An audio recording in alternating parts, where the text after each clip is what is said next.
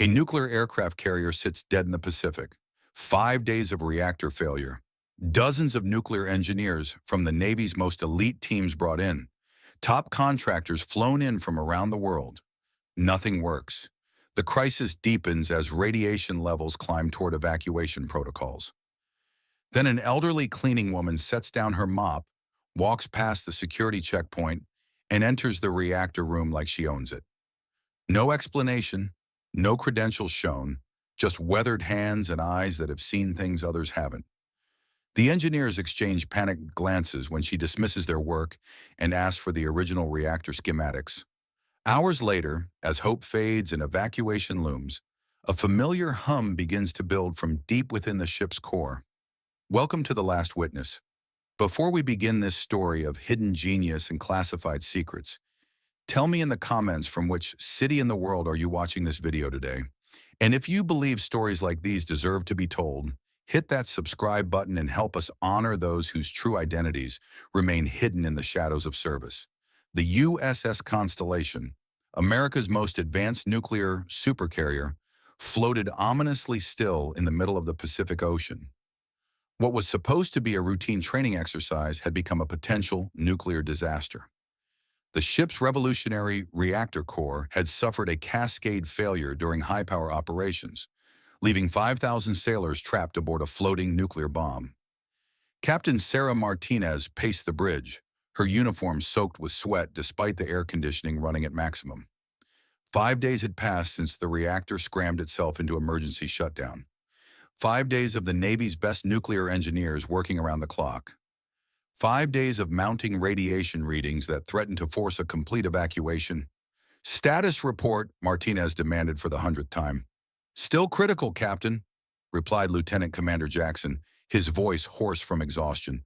"Radiation levels in the reactor compartment are approaching the mandatory evacuation threshold. The contractors are saying we have maybe 18 hours before we have to abandon ship." Martinez stopped pacing and stared out at the Pacific horizon, where support vessels maintained a careful distance from the disabled carrier. The thought of evacuating a nuclear aircraft carrier, of admitting that the Navy's most advanced technology had failed catastrophically, made her stomach turn. "Options?" she asked. "The Westinghouse team wants to attempt a cold shutdown and complete core replacement," Jackson reported. "Estimated time, 6 months in dry dock, assuming they can contain the radiation leak." "And if they can't contain it?" Jackson's silence was answer enough. In the reactor compartment 4 decks below, the atmosphere was one of barely controlled panic. 12 nuclear engineers in full radiation suits huddled around diagnostic equipment that seemed to be failing as fast as they could repair it. The air recyclers worked overtime, but couldn't completely eliminate the metallic taste of fear. "Pressure readings are still climbing," announced Dr. Elizabeth Chen, the lead contractor from Westinghouse. Her PhD in nuclear physics felt worthless against whatever was happening inside the reactor core. "We've tried every shutdown procedure in the manual." "This isn't supposed to be possible," muttered Chief Petty Officer Rodriguez, the carrier's senior nuclear technician. He'd worked on reactor systems for 15 years and had never seen anything like this. "It's like the control rods are being rejected by the core itself." Dr. Chen checked her radiation badge, already yellow, approaching red. "We need to evacuate this compartment in the next 2 hours or we'll all be exceeding safe exposure limits." That's when they heard it, the distinctive squeak of rubber wheels on steel deck plating. Through the reinforced window of the reactor control room, they saw an elderly woman pushing a cleaning cart down the corridor. She wore the standard blue coveralls of ship's maintenance crew, her gray hair pulled back under a regulation cap. "What the hell is she doing here?" Rodriguez demanded. "This entire section is supposed to be sealed." Dr. Chen barely glanced up from her instruments. "Probably lost. Security will redirect her." But the old woman didn't seem lost. She stopped her cart outside the reactor room, pulled out a worn key card and swiped it through the security scanner. The light turned green and the heavy blast door cycled open. "That's impossible," Rodriguez whispered. "Those cards are restricted to nuclear personnel only." The cleaning woman, her name tag read M. Patterson, entered the reactor compartment like she'd done it 1,000 times before. She ignored the radiation warnings, the flashing lights, the chaos of engineers scrambling around expensive equipment. She walked directly to the main control console and began studying the displays with the focused attention of someone reading a familiar book. "Ma'am," Dr. Chen called out, her voice muffled by her radiation mask. "You can't be in here. This area is under radiological emergency protocols." Patterson looked up, her pale blue eyes scanning the assembled experts with something that might have been amusement. "I can see that," she said quietly. Her voice carried the slight accent of someone who'd grown up near the water. "Boston, maybe, or Maine." "Security!" Rodriguez shouted into his radio. "We have an unauthorized civilian in the reactor compartment." "Belay that," Patterson said, not raising her voice but somehow commanding instant attention. She reached into her coveralls and pulled out a plastic badge holder. Inside was an ID card that made Rodriguez's blood run cold. Dr. Margaret Patterson, PhD Nuclear Engineering, Security Clearance, Q level, Department of Energy. The photo was old, probably 20 years, but it was definitely her. "Your DOE?" Dr. Chen asked, confusion evident even through her mask. "I was," Patterson replied, already moving to the reactor control station. "I designed this reactor core." "Now, what exactly have you people done to my life's work?" The revelation hit the engineering team like a physical blow. Dr. Chen stepped forward, her scientific skepticism warring with desperation. "If you really designed this system, then you know it's impossible to have a cascade failure with the safety systems we've installed." Patterson's fingers moved across the control interface with practiced efficiency. "Unless someone modified the original design without understanding the underlying physics," she said, "show me the maintenance logs for the past 6 months." Rodriguez hesitated. "Ma'am, those logs are classified." "Son," Patterson interrupted gently, "my clearance predates yours by about 20 years. And right now, I'm the only person on this ship who might be able to prevent a Chernobyl-class incident in the middle of the Pacific Ocean." Dr. Chen made the decision. She handed over her tablet containing the maintenance records. Patterson scrolled through them with the speed of someone who knew exactly what she was looking for. "There," she said after only a few minutes, pointing to an entry from 3 months earlier. "You replaced the neutron flux monitoring system with an upgraded version." "That's standard maintenance," Rodriguez protested. "The new sensors are more accurate." "They're more accurate, but they operate on a different calibration algorithm," Patterson explained patiently. "The reactor core was designed around specific feedback loops. When you change the monitoring system, you introduced a delay that the original control protocols can't compensate for." She turned to face the assembled engineers. "The reactor isn't failing. It's confused. The control rods are responding to outdated information from sensors that are technically more advanced, but fundamentally incompatible with the core design." Dr. Chen stared at the maintenance log, then at the reactor readings. "But that would mean, it means your diagnostic equipment has been lying to you for 3 months, Patterson finished. "The reactor is actually stable, but the monitoring system is creating phantom readings that trigger safety protocols unnecessarily." She moved to the main control console and began entering commands with the confidence of someone who'd done this before. "I need to bypass the new monitoring system and restore the original feedback loops." "Wait," Rodriguez said, panic creeping into his voice. If I'm wrong, we'll have the same problem we have now," Patterson replied calmly. "If I'm right, this reactor will be stable within the hour." Her hands moved across the controls with surgical precision, entering override codes that shouldn't have existed and accessing systems that weren't supposed to be modifiable. The assembled engineers watched in fascination and terror as she essentially rewrote the reactor's control software in real time. "How do you know those codes?" Dr. Chen asked quietly. Patterson smiled without looking up from her work. "Because I wrote them." 20 minutes later, the first sign of change appeared on the monitoring screens. The erratic pressure readings began to stabilize. The radiation alarms stopped their insistent beeping. Deep within the ship's core, the familiar vibration of a properly functioning nuclear reactor began to build. "Impossible," whispered one of the Westinghouse engineers. "She did in 20 minutes what we couldn't do in 5 days." Patterson straightened up from the control console, wiping her hands on a rag that had probably cleaned 1,000 surfaces. The reactor will need recalibration of the new monitoring system to prevent this from happening again, she said matter-of-factly. I can provide the specifications. Captain Martinez's voice crackled over the intercom, barely containing her relief. Engineering, we're showing normal reactor operations across all systems. What's your status? Dr. Chen looked at Patterson, who simply nodded toward the comm panel. Reactor is stable, Captain. Crisis resolved. Copy that. I'll be down for a full briefing in 10 minutes. As the immediate crisis passed, the reactor compartment began to empty of non-essential personnel. Dr. Chen remained, staring at Patterson with a mixture of awe and confusion.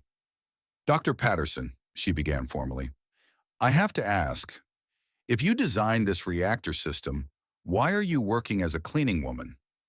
Patterson was already returning her tools to her cart, moving with the methodical precision of someone who'd perfected efficiency through decades of practice. Because sometimes the most important work happens when nobody's watching, she replied. But your credentials, your expertise, you could be running programs at national labs, consulting for major corporations. Patterson paused in her packing. I did that for 20 years. Designed reactors, trained engineers, published papers that advanced nuclear science by decades. She gestured around the reactor compartment. And every one of my innovations was immediately weaponized or classified beyond my own clearance level. She pulled off her radiation gloves and tucked them into a disposal container. One day I realized that the people making decisions about my work had never actually operated the systems they were deploying. So I decided to go where the real work happens, maintaining the technology, not just designing it. Dr. Chen shook her head in disbelief. You've been working as maintenance crew? For 12 years, Patterson confirmed. I've served on 18 different vessels, always as cleaning staff or general maintenance. It's the perfect cover. Nobody questions a janitor's presence, and I can observe how my designs actually function in real-world conditions. The Navy doesn't know. Patterson's smile held secrets that would probably remain classified forever. The Navy knows exactly what it needs to know. When Captain Martinez arrived in the reactor compartment with her senior staff, she found Patterson calmly finishing her documentation of the repair procedure. The cleaning cart sat nearby, its mops and buckets a stark contrast to the sophisticated nuclear engineering equipment surrounding them. Dr. Patterson, Martinez said, having been briefed on the situation during her descent to the reactor level. I understand we owe you our lives. Patterson looked up from her paperwork. You owe me nothing, Captain. I'm just doing my job. Your job as a nuclear engineer or your job as a janitor? Is there a difference? Patterson asked. Both involve keeping complex systems running safely. Martinez studied the older woman's face, searching for any sign of ego or expectation of reward. She found neither. Dr. Patterson, your actions today prevented what could have been a catastrophic nuclear incident. There should be commendations, recognition. Captain, Patterson interrupted gently, recognition is the last thing someone in my position wants or needs. She handed Martinez a folder containing detailed specifications for recalibrating the monitoring system. This will prevent the problem from recurring. I'd recommend distributing it to all carriers with similar reactor configurations. Martinez accepted the folder. Will we see you again? Patterson shouldered her cleaning supplies and headed for the exit. If you do, Captain, it means something else has gone wrong. 3 weeks later, Captain Martinez sat in a classified briefing room in Norfolk, delivering her report to a panel of admirals and DOE officials. The reactor failure had been resolved with no radiation exposure, no environmental damage, and no compromise to the carrier's mission capability. And Dr. Patterson, asked Admiral Harrison, the Fleet Nuclear Program Director. Vanished, Martinez admitted. When we docked in San Diego, she was gone. No forwarding address, no contact information. It's like she never existed. She exists, said a civilian in an expensive suit, someone from the Department of Energy, though he hadn't introduced himself. Dr. Margaret Patterson is one of the most brilliant nuclear engineers in American history. She also holds the record for the most security classifications of any civilian contractor. Admiral Harrison leaned forward. Meaning? Meaning her work is so sensitive That even acknowledging her existence requires special clearance, the civilian explained. She designed nuclear systems that are still classified decades after their implementation. And now she's working as a janitor? Dr. Patterson's current assignment serves multiple purposes, the civilian said carefully. She provides real-world testing and maintenance expertise for her own designs. She identifies potential problems before they become critical, and she does so without drawing attention from hostile intelligence services. Martinez shook her head. She saved my ship and 5,000 sailors. That deserves recognition. Captain, the civilian replied. Doctor, Patterson has prevented 17 nuclear incidents in the past 12 years. She's been awarded medals that don't officially exist, honored by presidents who can't acknowledge what she's done, and thanked by thousands of sailors who will never know her name. That doesn't seem fair. Admiral Harrison spoke up. Captain, some people serve in dress uniforms at award ceremonies. Others serve by pushing mop buckets where they can do the most good. Both are necessary. 6 months later, as the USS Constellation underwent scheduled maintenance in dry dock, a new maintenance worker appeared on the duty roster. An elderly woman with gray hair and pale blue eyes, carrying a cleaning cart and asking no questions about systems she seemed to understand better than the engineers who designed them.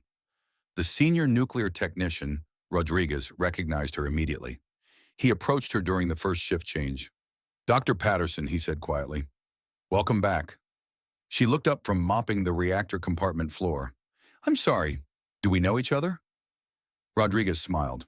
No, ma'am.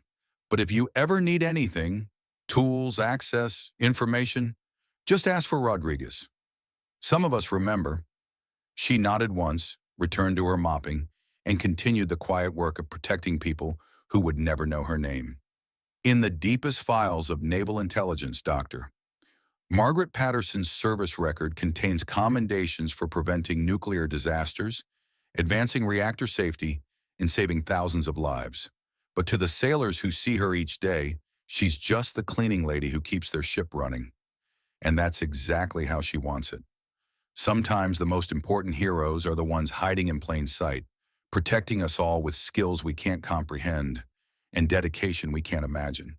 They don't seek recognition because they understand that their greatest success is measured by disasters that never happen. Now I ask you, have you ever met someone whose quiet competence made you realize they were far more than they appeared? Someone whose true expertise only became clear in a moment of crisis? Share their story in the comments below.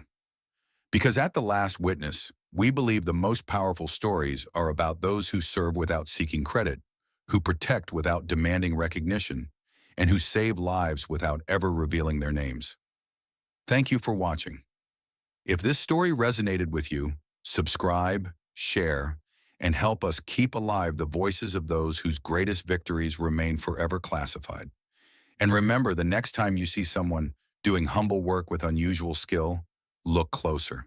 You might be in the presence of a genius who chose service over recognition and whose quiet competence keeps the world running safely.